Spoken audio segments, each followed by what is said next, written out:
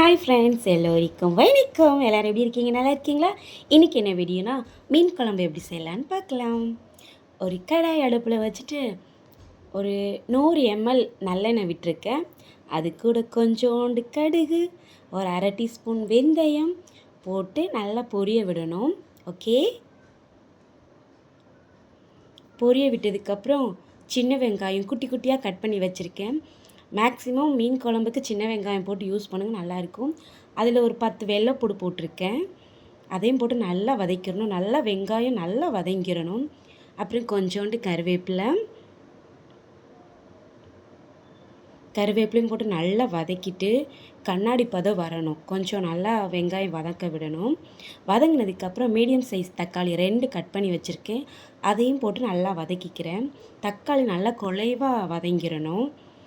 நான் தக்காளி வதங்கிறதுக்காக ஒரு டீஸ்பூன் கல்லுப்பு சேர்த்துக்கிறேன். பார்த்தீங்களா, தக்காளி வதங்கிருச்சா? இன்னும் கொஞ்சம் தக்காளி வதங்கினதுக்கப்புறம் அரை டீஸ்பூன் மஞ்சள் தூள் சேர்த்து நல்லா வதக்கிக்கிறேன். அப்புறம் நான் ஆச்சி பிராண்டோட மீன் குழம்பு பொடி ஒரு பாக்கெட் சேர்த்துக்கிறேன். அப்புறம் வீட்டு மசாலும் சேர்த்துக்குவேன். இப்போ நான் வீட்டு மசாலும் சேர்த்துருக்கேன். அதை என்னால் காட்ட முடியல. ஓகே, நான் வீட்டு மசாலும் 2 ஸ்பூன் போட்டுக்கிட்டேன். அந்த எண்ணெய் பிரிஞ்சு வரும்போது நம்ம கரைச்சி வச்சுருக்கோம்ல புளிக்கரைசல், அதையும் சேர்த்துக்கலாம். சேர்த்துட்டு நல்லா வதக்கி விட்டதுக்கப்புறம் அது நல்லா கொதிக்கட்டும். நான் இன்றைக்கி மீன் குழம்பு தேங்காய் அரைச்சி விட்டு தான் மீன் குழம்பு செய்கிறேன். கொஞ்சோண்டு தேங்காய், 4 வெங்காயம், சின்ன வெங்காயம் பேஸ்ட்டை அரைச்சி நான் அதில் சேர்த்துக்கிட்டேன். தேங்காய் சேர்க்காமலும் மீன் குழம்பு வைக்கலாம், நல்லாயிருக்கும். நான் தேங்காய் சேர்த்துக்கிட்டேன். இந்த கேப்பில் எனக்கு ரொம்ப தலைவலி இருந்தது. அப்புறம் சூடாக ஒரு காஃபி போட்டு குடிச்சிட்டேன். நீங்களும் வாங்க காஃபி குடிக்கலாம்.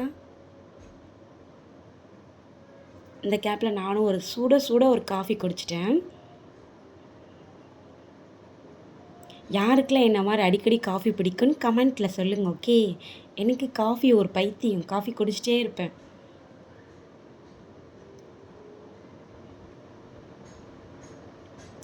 மறுபடியும் குக்கிங்க்கு வரலாம். குழம்பு நல்லா கொதிச்சிருச்சு, எண்ணெய்லாம் பிரிஞ்சு வரணும்.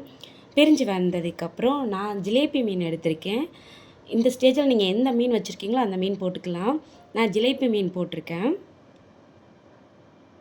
மீன் குழம்புல போட்ட உடனே கரண்டி விட்டு கிளறக்கூடாது, அப்படியே விட்டுறணும்.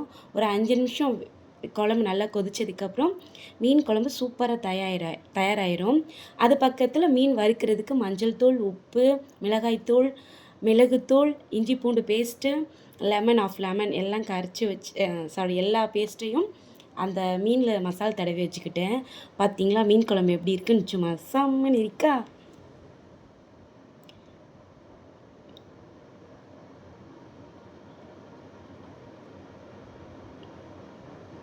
என்ன மிதக்க மீன் குழம்பு தயாராக இருக்குது, வாங்க சாப்பிடலாம்.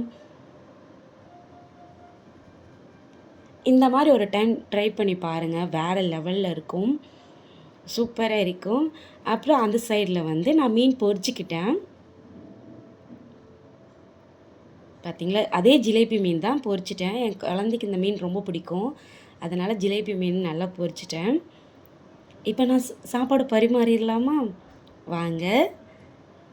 சுட சுட சாதம், மீன் குழம்பு, மீன் வறுவல், வாங்க எல்லோரும் சாப்பிடலாம். ஓகே, பாய், தேங்க்யூ.